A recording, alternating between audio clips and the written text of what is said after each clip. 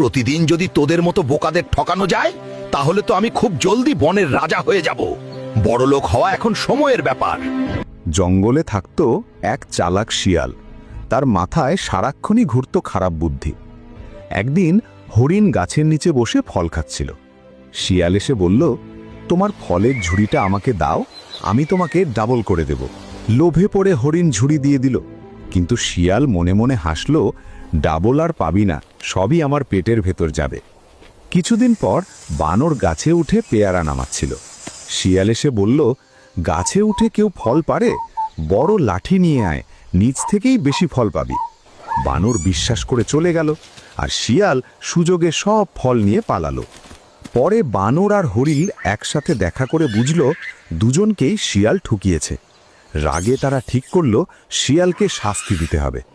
বানর এক ঝুড়ি ফলে বিষ মিশিয়ে দিয়ে রাখল। কিছুক্ষণ পর শিয়াল এলো। বানর বলল, তোমার জন্য এক ঝুড়ি ফল রেখেছি। শিয়াল খুশিতে ভাবল, মেঘ না চাইতেই বৃষ্টি। এরপর ফলের ঝুড়ি নিয়ে চলে গেল। শিয়াল ফল খাওয়ার পরেই মাটিতে লুটিয়ে পড়ে, মারা গেল। লোভ আর প্রতারণা শেষ পর্যন্ত নিজেকেই ধ্বংস করে।